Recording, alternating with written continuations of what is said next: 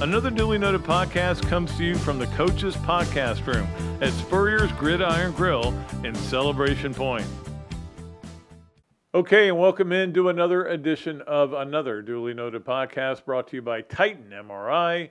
And we're coming at you from the Meldon Law Gator Studios. Happy St. Patrick's Day to all of you out there. I am wearing a green shirt. It may not show up as really green. It's very light green, but and I'm only wearing it because I thought about it, because I've always been a curmudgeon about St. Patrick's Day. My thing is I don't wear green because I don't like the color. The color green in clothing is not something that appeals to me. So my whole thing was always, hey, I'm Irish every day, okay? You know, my name's Patrick, okay? St. Patrick's Day. Every day is St. Patrick's Day for me. But today I said, you know what? People who watch the show expect a man to wear green. So I wore the lightest green ever, but see, I had to dig it from way back in my closet. I don't know. You know, some people have, like I don't like to wear red. And I don't think it's a Georgia thing. It's just, I don't like to wear red. Red and green. Maybe it's Christmas. I don't know. Maybe I don't like Christmas. Let me tell you what, in my day, we didn't wear clothes. And we started fire by taking two flints and rubbing them together. And we liked it. All right. We have Dennis Dodd on today from CBS Sports.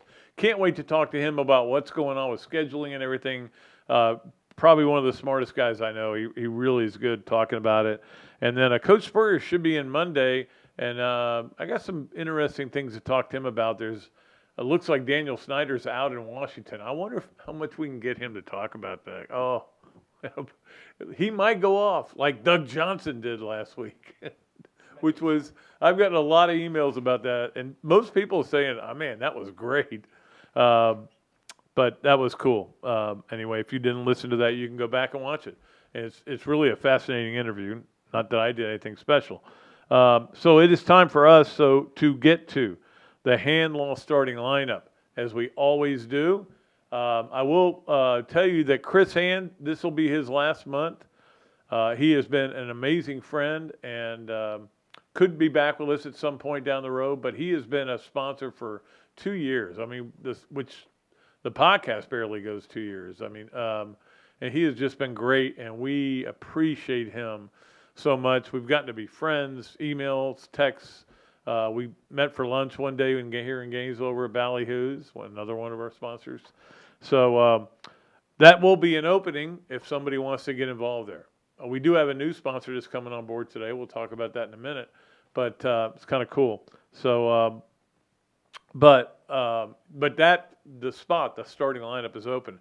But for the rest of this month, with conviction, I will tell you, this is the Hand Law starting lineup. We love Chris Hand. Number one, Florida, and again, we're going back in time a little bit here, but 2 days ago, Florida played a basketball game, and this is my first chance to comment on it. It was the stinker of all stinkers.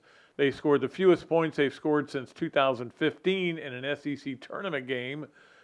They managed to get Florida under 500 in the two main sports for the first time since 1979.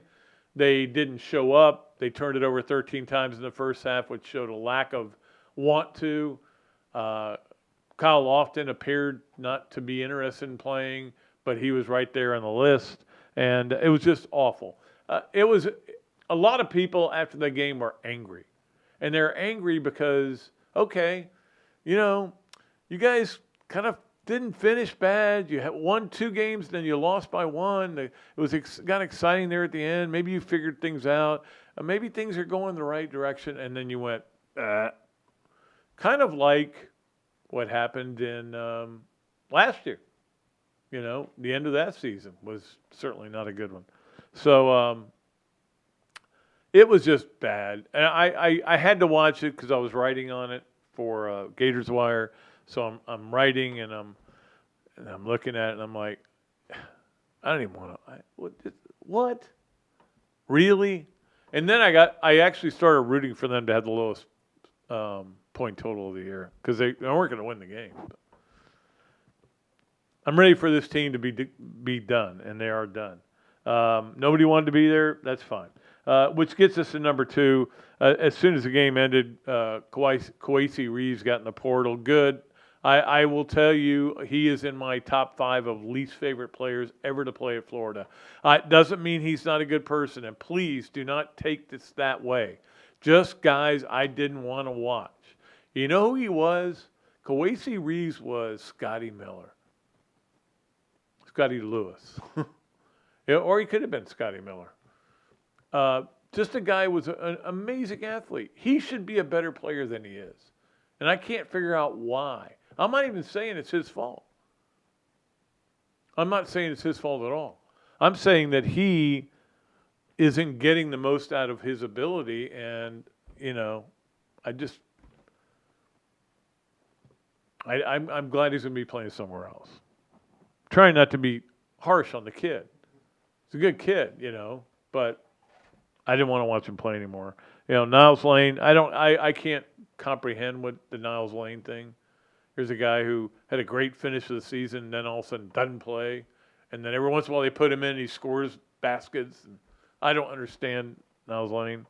They're going to build this team totally through the portal. The key is to have Alex Fudge, who should be back. Kugel is questionable. And Will Richard back.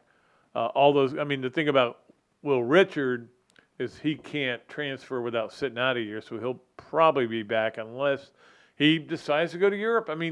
Look, there's a lot of money out there all over the world, and that's the problem. But he may be building his team almost like LSU did this year, completely from the portal. We'll see what happens. I would give this year, as we end it, I don't want to be too harsh because of the last game, but I would probably give it around I would say C+, which is what I gave him when he was hired. And I got a call from somebody higher up who said, C+, you got to be kidding me. Well, so far I'm right, I guess you could say. Anyway, number 3, the tournament has been amazing. I'm only going to talk a little bit about it because, let's face it, most of you are listening to this while you're watching tournament games or after you've watched tournament games on Friday. I've only got what I saw on Thursday, and you maybe listen to it on Saturday, and you know all the results. But it was so good yesterday. It was a day I had to stay at home. We have a fresh dog in the house, which we're watching it for a friend in addition to my dog. And this dog needs a lot of attention. Not that it requires it, it wants it. And you've got to be petting it at all times. So I had to be around. Anyway, we had an oven being delivered, all that. So, okay, fine. I'll watch basketball all day. It was awesome. It was incredible. And those 2 games, obviously with Virginia losing, I have nothing against Tony Bennett, but it was still fun to watch that game. Losing to Furman, and then Arizona losing to Princeton. That was a game that was fun to watch. The SEC had a good day until Texas A&M decided to start playing, and that was I had no idea with that team. I didn't know what they were going to do. They might go all the way to the Final Four. They're that good, and they play their roles right. And then they went out and they just forgot it. Everything. Tournament does things to people, and Florida's case, they turned him into not wanting to play. By the way, on the first day of the tournament, 4 of the top 10 paid coaches in the country lost games in the first round. You can't just buy it, That's a good point. And I actually, 2 still haven't played yet. All right, number 4, let's talk a little baseball. Now, again, they're playing a doubleheader today. So by the time you listen to this, you may know everything about what's happened. But let's talk about what happened on Thursday night. Florida playing a Thursday night opener and did great work. Brandon Sproat was unbelievable. They played incredible defense behind him. Just did everything the right way. It looked like a really good team. They didn't hit the ball real good, but they hit a lot of – they really did hit a lot of balls hard. They just didn't they just didn't find holes. Sometimes that happens. But they did hit one hard. Cade Curlin with the 2-run homer, and then Rivera running around the bases like a maniac. what a player he has become. I mean, it's unbelievable. I love it when a guy does that, when a guy sticks around for 4 years and becomes a great college baseball player. Whether he becomes a great pro or not, we're in this town. We want to see him become a great college player, and then if he does great in the pros, even better. But anyway, so that was certainly interesting to watch. Again, they're playing a doubleheader. I know you're not going to have time, but it's starting at 3:30. And so they're going to play both games because there's going to be rain Saturday. And I don't know why you couldn't just say, hey, here's what we'll do. We'll move the game. We'll play the game on Friday, and then we'll move the other game to Sunday, which we normally play on Sunday. I guess there might be some flights involved there. Finally, number 5, we haven't talked any football, but there was a lot of news this week, early in the week. The Utah game getting moved to Thursday, which is no surprise to anybody. I think there was negotiations going on with ESPN. What can we do? Can we get more money? Everything, whatever it is, whatever happened there. It's Utah's call, and it's good in a lot of ways. I mean, I don't think it's good for them. It's actually a big benefit for them in that I think 2 days later, play at Oregon. Florida plays McNeese State. They'll be okay. They didn't need an extra 2 days rest. But look, it'll be exciting. Thursday night game has been 92 since Florida's played one of those games. So that is our hand-law starting lineup. So we'll do that. We'll come back with our good friend Dennis Dodd, CBS Sports. We'll talk about the story he did about how people are showing up at games and why that's happening. So we'll talk to him about that here on another Duly Noted podcast, presented by Titan MRI from the Meldon Law Gator Studios. Hello there, everybody. I'm Pat Dooley, of course, from another Duly Noted podcast. And this is a great Adam Brewer, and he's just opened up a place here, Adam Brewer To Go. What gave you the idea to do this, to have a to-go place like this? We really like the fast concept, being able to get the barbecue. Now we have this new online ordering. So before it was a call ahead carry out, quick service. We have like a curbside kind of a deal where everything's ready to go for you. And then we thought, wow, we have a really great dine-in concept, but how can we make this streamlined for the customer and make it easy and accessible for all parts of town? Adam's Rib Co. To Go. Come on down and enjoy it. Albert, Alberta, I understand you were witnesses to a crash. Can you tell us about the accident?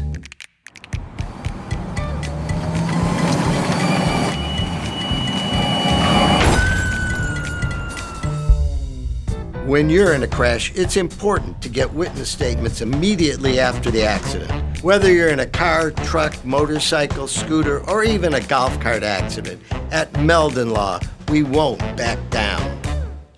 Great food, great atmosphere, a diverse menu, everything made from scratch, plenty of space, and locally owned. These are all the characteristics of a great restaurant, and you can find each and every one of them right here in Gainesville at Ballyhoo Grill. Ballyhoo Grill prepares all of their food fresh every day, from their salad dressing to their award-winning soups. Bring your family and enjoy dinner under the Tim Trebo Tiki Hut while listening to live music. Or if you're running low on time to eat out, they also deliver through Uber Eats, Bite Squad, and Postmates. A Gainesville staple that's been open for over 30 years. Check out Ballyhoo Grill on Facebook or at ballyhoogrill.com. Things have certainly got a little out of hand lately when it comes to just buying our everyday necessities. Just look at gas, streaming services, and heck, even chicken wings. Well, there is one necessity that shouldn't cost a ton: taking care of yourself and helping fix all the aches and pains in life, and the fine folks at Titan MRI agree. With costs a fraction of what you'd pay at a hospital, you'll not only save money, you'll be taken care of by staff with over 20 years experience. So when you need an MRI, call Titan first, and you can go where your doctors send their families. Now offering CAT scans. As the oldest Gator booster club in the world, Gainesville Quarterback Club gives you access to elite speakers like coaches, NCAA football insiders, Gator greats, and more, including yours truly. Share your passion for Gator football with hundreds of other members at weekly in-season meetings, home game tailgates, and special events throughout the year. Join the Gainesville Quarterback Club today Trial membership until April 11th only, featuring Billy Napier and Tommy Townsend. Email the club at membership@quarterbackclub.org. That's membership@quarterbackclub.org, or call me, and I'll let you get to the right people.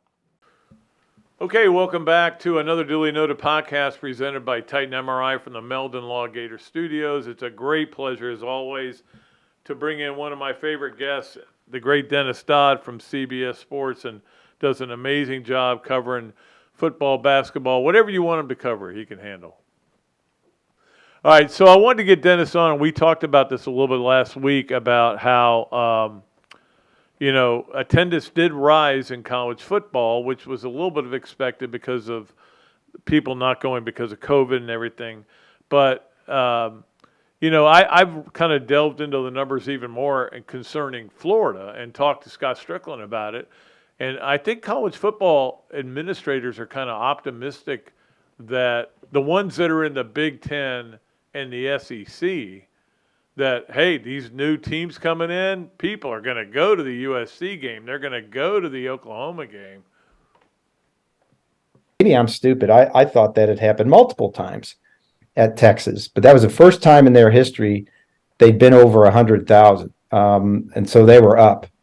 I think when you've got SEC and Big Ten teams now playing even bigger games every week, the opposite of that, Pat, is, some of these stadiums have real static attendances. You can't get anybody else in Sanford Stadium. It was exactly even at Georgia. I'm looking at it right now. 92,746 in 21, 92,746 in 22. Alabama, it's about static. There's a difference of about 200 people because they sell out every game. But I think the issue is at places like, Kentucky, Missouri, even Vandy, which led the conference last year. And that may have been, correct me if I'm wrong, I think the Tennessee game was there at the end. That gives them a lot of Tennessee fans there. Yes, they were up almost a quarter. They're up almost 25%. Then that's going to be a difference in what I call the Big Two now. It's no longer the Power Five, it's the Big Two. Absolutely, and I think you make good points, and I have talked to a couple of people about it, about how one reason was COVID. I mean, people finally felt safe to go to a game. Even the people that were mostly, were, the paranoid is not the right word, but were cautious, I guess. Sure. The most cautious people were finally ready to go out to a game. And then secondly is, and I thought this was a great point, the mobile tickets now are accepted, and that's huge. You can get somebody to a game if you don't want to go. You can quickly, boom, just hit a button. That's huge. I'm glad you brought that up. I talked to Kim Damron, who's the CEO at Paciolan. Now, all that just means no one to nobody, what I just said. But Paciolan is a Newport Beach-based company that is the industry leader in ticketing technology and solutions. And she gave me a stat that I would have never thought to even ask the question. She said transfers overall, what you just said, you transferring to your buddy, me transferring to you, a ticket was up 64%. And that overall, and that just makes the experience easier instead of, hey, can you drive over and get the tickets, or I'll come over. And we are way past that point. I mean, I'm sure anybody's gone to concerts, not even lately in the last few years, sporting events, everything's ticketless. Parking is ticketless. And for some old person like me, it's hard to figure out on your phone, but I figured it out. And that's the wave of the future. Here's something else that'll drive attendance, Pat. Humanless. How about this? They are going to be, and this is going on at, it's going to go on at San Diego State. They've got a new state-of-the-art stadium. You're going to be able to walk in a kiosk, say at the stadium, grab a beer, grab snacks, and walk out, and you'll just pass between these wands, and your card will be debited, or your credit card. You won't have to do anything. There'll be no humans. I mean, there'll be a human there in case something breaks down, like there is at the supermarket when you scan your stuff. but you won't even have to get your card out. That is coming, and it's coming quickly, and that will really, I think, help the experience. In my day, we had human beings, and they had to get their manager, and we had to wait there in line, and it was good. Yeah. It is. But the thing is, you have to credit a lot of these ads and administrators for understanding that it's not enough. And I say this all the time. It's not enough for the Gators to be playing. It's Right. who are they playing, and is it an experience? And I know that at Florida, they're trying to take the philosophy of FOMO, which is fear of missing out, fear of not being there for the moment when you guys were all celebrating a 900-yard run and throwing your Miller Lights or Bud Lights in the air. I mean, Right. but that's what everybody's trying to sell. That's a great point. And Scott Strickland is one of the leaders in this. I mean, I've had conversations with him going back years in terms of just scheduling for attendance purposes. And this is way before Texas OU. I think it was Florida, Texas. A couple other schools had this kind of loose consortium where they were all scheduling each other, to the point that Dave Brown, Dave Brown, Yeah. used to work at ESPN, now has his own business where Right. he does. He's a matchmaker. He does scheduling for schools, non-conference.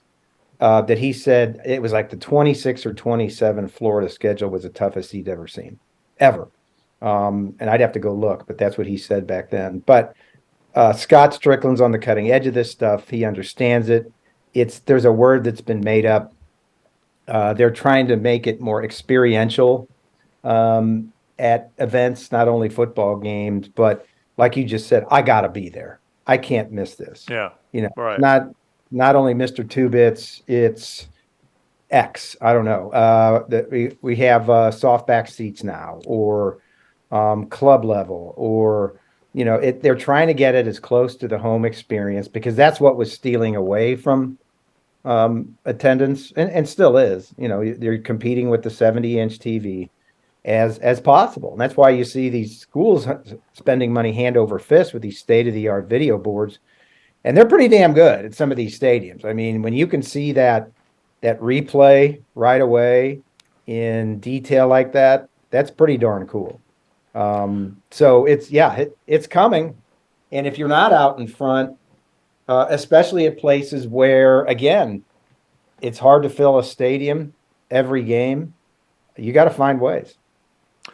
But you talk about the Big Two, and it's not just that, okay, these conferences have all these great teams and everything. The bottom line is these conferences will be putting up schedules that are going to blow you away. And I kind of did a Florida what it could look like in 2024 schedule last week on the show. Yeah. And I mean, I think Gator fans started going, I want to move to Haiti or something. I don't want to have to listen to this, because it was, I mean, and it wasn't even the hardest schedule I could come up with. I mean, they're going to go to 9, we think, and so I mean, it's just, and they've already got Miami and FSU on the schedule for that year. But with the 12-team playoff, it's still going to keep teams in it more, longer into the season. Yeah, and here's another, and you're right. To the point that we've seen Nick Saban got Nick Saban's attention. Wow. By the way, if I have to tell anybody, there's no sympathy for Nick Saban in this case. By the way, anyway, to the point that I think this grinds down to the very heart of why, or one of the big reasons why Texas and OU left. You can be in the future, you're going to be able to be 9-3 in the SEC and go to the playoff, and in the Big 12 you wouldn't be. I mean, it's simple as that for me. Now, those are very short conclusions, but I do think that's true. The money's the money. We know that. The visibility of playing in the best league, I know that. But the way this thing started at Texas is I think the regent's chair got a burr in his bonnet about the playoff and is Texas going to be in? Forget Texas struggling mightily to be relevant for all these years. Is Texas going to have access to the playoff? This is before they even decided, I think, a 12-team playoff, or they were just in the position of doing it. And he just about said the words I did, that the SEC, you're going to have better access, better schedule. And so we're not talking about attendance, but I think that's one of the big reasons they left. Yeah, but I mean, that's the thing. The SEC does lead the league, or lead college football every year in attendance, and the numbers up. Obviously, Florida had unbelievable numbers, but in doing my research for the story I'm going to do about this, I realized Florida's not cracked the 90,000 mark since Urban Meyer's last season. Wow. Which tells you that even though they're doing good, they're having sellouts, they still aren't getting the same numbers that they got back then. Is capacity the same? Yeah, it hasn't changed. Okay. And that's the other thing. And you and I talked about this the other day about what you call boutique stadiums, like San Diego State and the UAB have built, where they build these nice stadiums. But, Florida's going to have to lose some seats. We know that. Mm-hmm. If you're going to make people comfortable. Yeah, because you're going to, and I don't know the plan exactly, but if you're going to add club seats, if you're going to add club areas, you're not going to, I don't think, expand the stadium. You're going to expand the experience. Those seats are bigger. Those areas are bigger, but the capacity will fall. And I think I gave you the example of Oklahoma's trying to keep up. They've done some great work there over the years. And they've lost, I think, 3,000 seats out of an 85,000 seat stadium. That doesn't sound like much, but it does help keep people in the stadium because it is more of an experience. If you went down there, one side of the stadium is just meeting halls and offices that go up like 7 stories. They have their press conferences there every Monday. And you don't even know it's a stadium. It looks like an office. No, I know. I've been there. Yeah. It's unbelievable. Yeah. It is unbelievable. And I mean, if you don't have a crane outside, right? You're not trying. Yes. That's what ADs say. Yes. But it is amazing what's going on, and obviously we're going to get a new SEC schedule after Destin, which I think that's a lot of where people are interested in. But that brings us to Yes, Nowhere, Maybe, which we're going to play with Dennis Dodd here on the Big Mills Cheesesteak Zoom line. And, of course, Big Mills Cheesesteak, you go there, you get free fries. You mentioned another duly noted podcast. We'll start off with number 1, which is the SEC goes to 9 games in Destin. They make it official because it's got to happen there, right? I talked to Sankey recently, and he said that's the extreme end of that argument, the schedule thing, which meant they could get it done before then. But I think that's less important than your question. Yes, definitely 9 games. That's more inventory and content for the rights holders. ESPN's absolutely going to love that. Nick Saban isn't. But that's the more SEC conference games, the better. Of course, that means that there are going to be 9 extra losers on that weekend. But it seemed to have worked for the Big Ten. It hasn't worked. You know what? It's worked for the Big 12. They haven't won a national championship, but they've had teams in. It has not worked for the Pac-12, but that.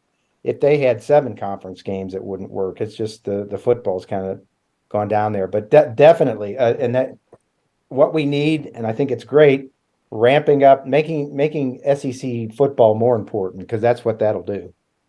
Well, and the other thing is, I mean, we're about to go to the golden age of college football, in my opinion. And everybody's saying they want to quit. Oh, NIL, all this stuff. In my day, I don't want to do that. I mean, what? But I go, we're about to see where every Saturday you've got multiple huge games, and that seasons don't end with 2 losses.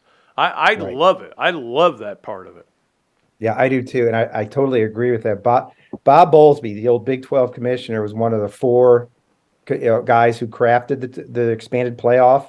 And he said early on that I believe, talking to him, I believe on November 1st, there'll be 30 to 35 teams in contention. Now, I think that number's lower, but let's say it's 25. Yeah. That's nowhere near the teams that are in Instead contention. of like 8. Yeah. I mean, right. To the point that these Sun Belt coaches can legitimately look their players and recruits in the eye and say, come here and you can play for a championship. Yeah. Because on those years when App State goes 12-0 or 13-0, snags one of those 12 spots, we look at it every year in the NCAA tournament. I'm not saying these teams are going to win it necessarily.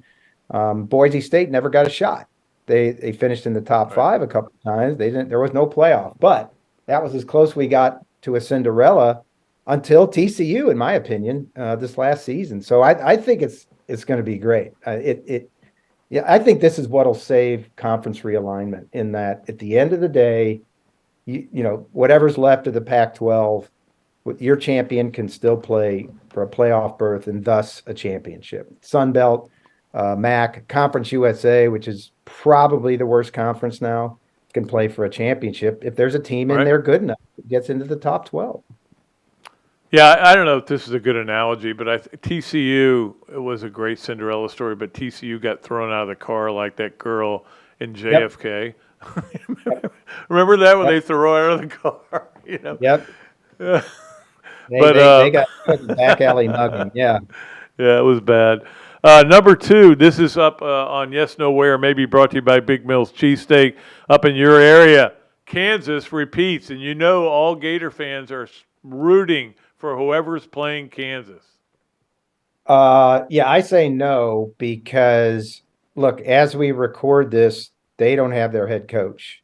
Right. And I think the next story to come out of Kansas at some point is Bill Self done? Because he got 2 stents put in his heart. I'm sure his wife is sitting there going, what do you have left? You got all the money in the world. You're 60 years old. We can travel for the next 80 years. You can do whatever you want. I think I don't know if it'll happen right away, because I know Bill a little bit. He's driven, but there's the fact that he didn't get through the first game, and as we record this, may not get through the first weekend. That in itself would make a difference in the bracket. So no, I think we can now see the light at the end of the tunnel for his retirement, and God bless him, because that was not as the school put it, a quote unquote standard procedure. Putting 2 stents in to unclog your arteries. That's not a standard procedure for anybody, but pretty routine and common these days. And just thank goodness he's healthy right now. Yeah, absolutely. I'm not a Bill Self fan, but when you see something like that happen, you back up and you say, hey, okay. Oh yeah. Yeah. I want everything to be good.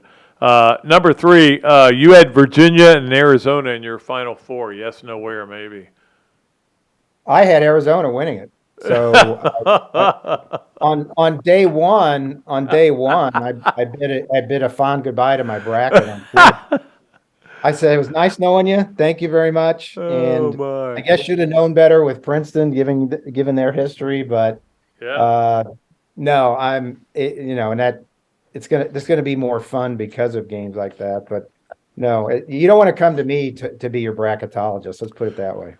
That's the thing with the brackets is you're watching these games and you're like, well, I have this team going all the way, but I still want to see an upset like that, So right, that's right. Yeah, I try not to take it too seriously. So yeah, Dennis, always great talking to you, buddy. And I know you're going to Des Moines, right? I am for the second round. It'll be exciting.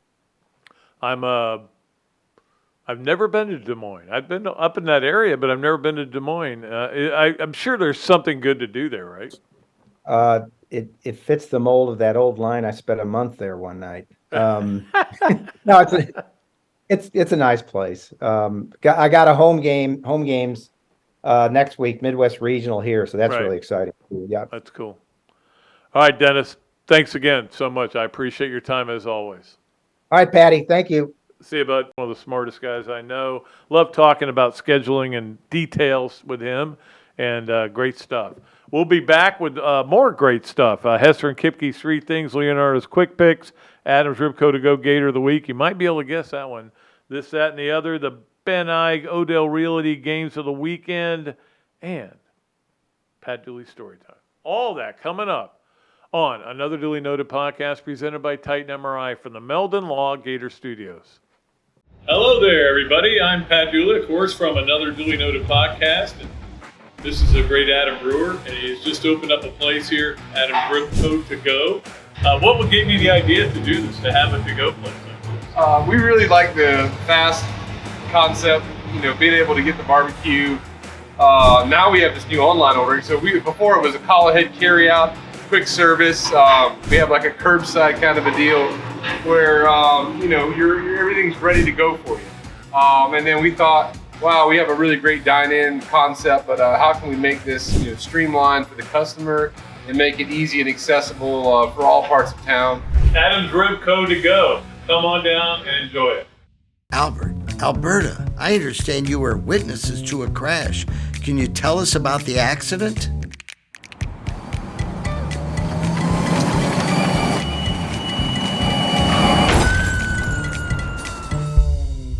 When you're in a crash, it's important to get witness statements immediately after the accident. Whether you're in a car, truck, motorcycle, scooter, or even a golf cart accident, at Meldon Law, we won't back down.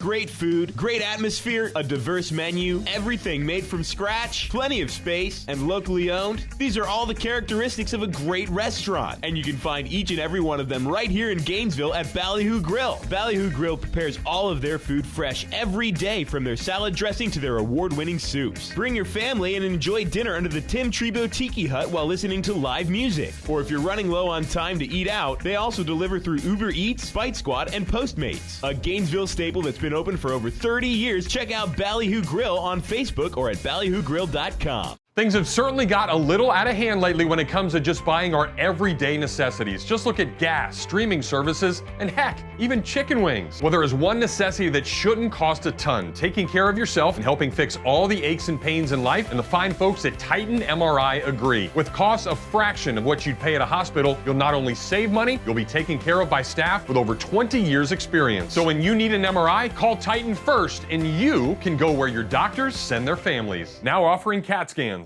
As the oldest Gator booster club in the world, Gainesville Quarterback Club gives you access to elite speakers like coaches, NCAA football insiders, Gator greats, and more, including yours truly.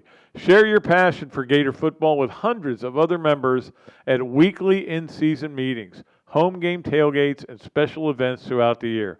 Join the Gainesville Quarterback Club today. Trial membership until April 11th only, featuring Billy Napier and Tommy Townsend. Email the club at membership@quarterbackclub.org. That's membership@quarterbackclub.org, or call me, and I'll let you get to the right people.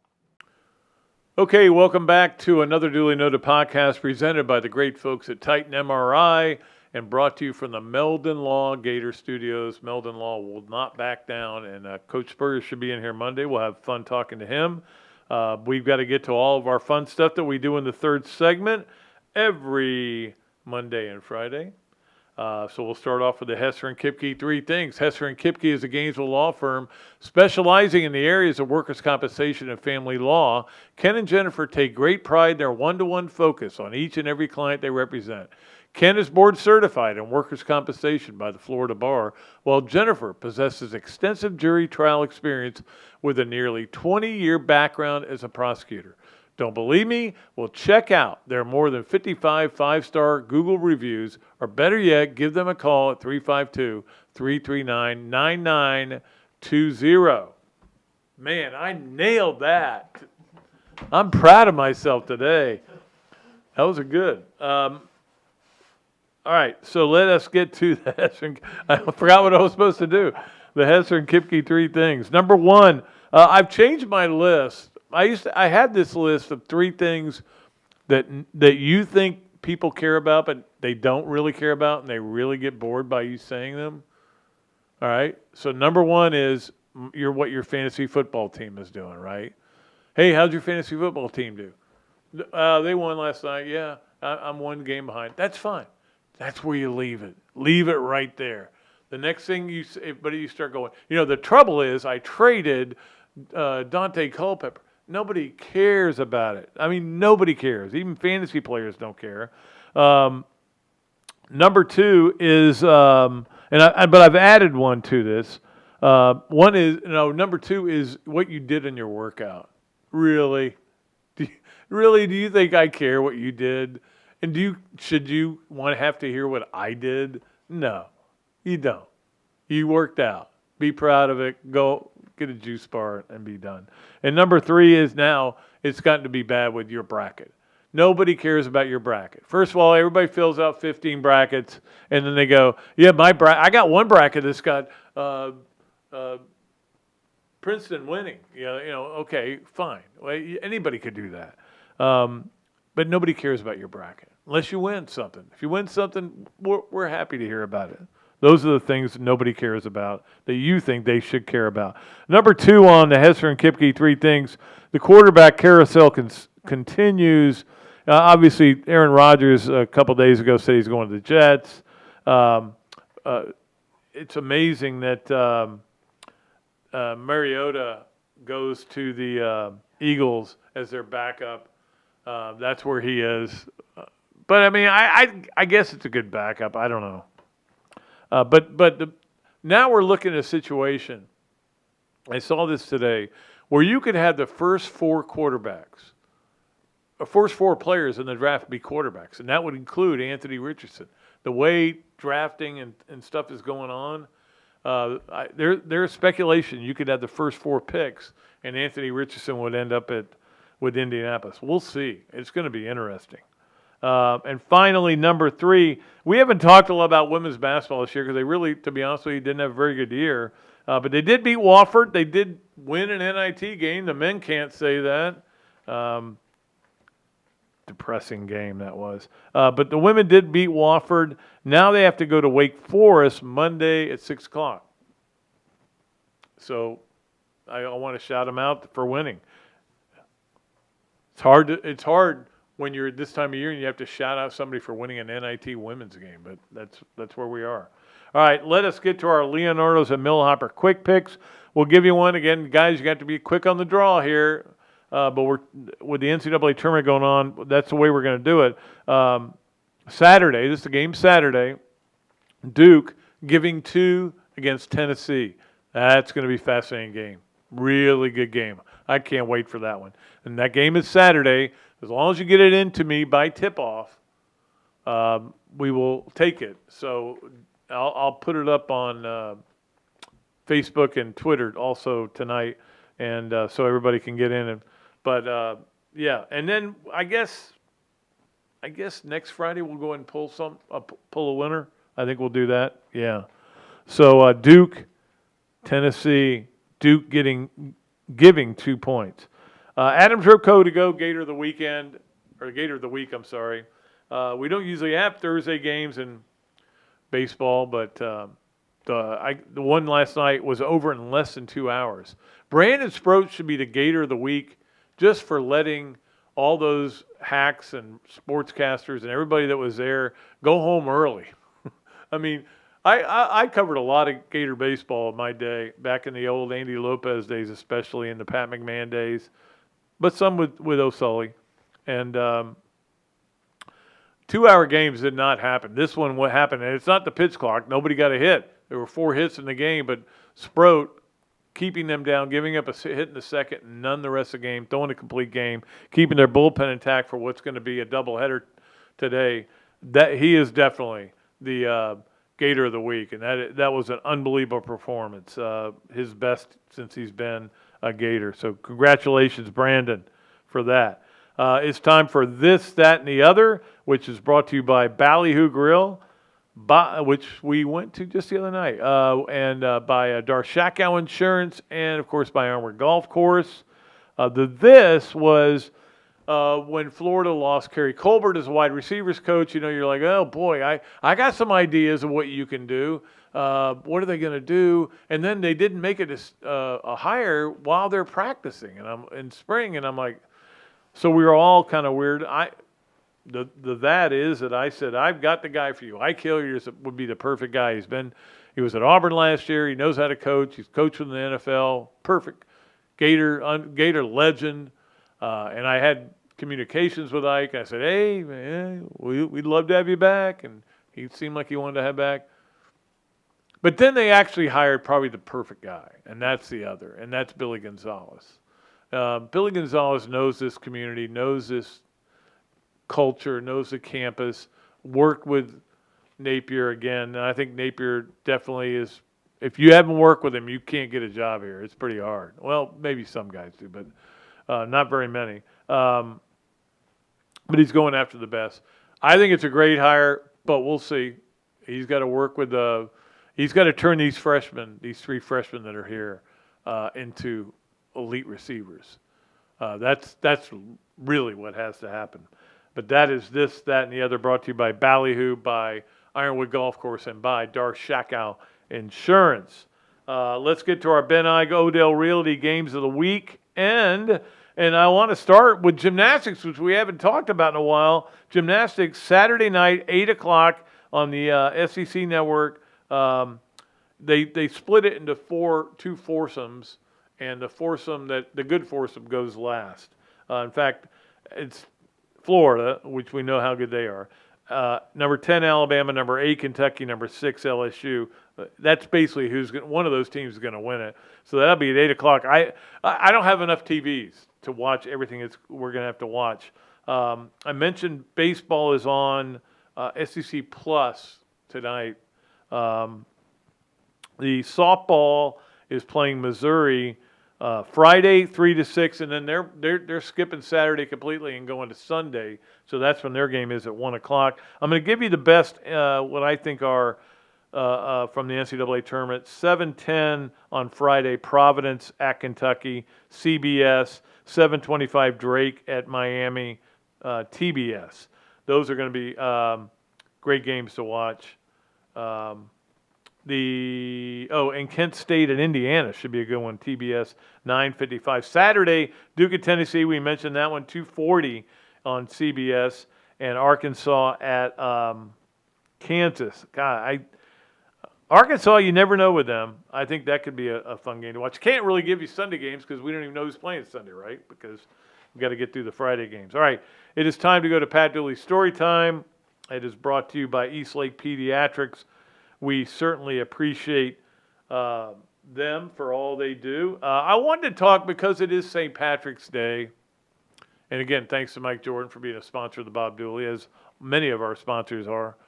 I want to talk about St. Patrick's Day because this is one of the weirdest St. Patrick's Days. Florida's playing in Chicago on St. Patrick's Day. Well, not on St. Patrick's Day, but they're going to be their St. Patrick's Day weekend. In the NCAA tournament. I'm so excited. I mean, this can be so cool. And we get there, and we had a decent time. Nothing special, but we go to the game, and Florida's playing Creighton. Creighton's not that good. They got one good player, Kyle Korver.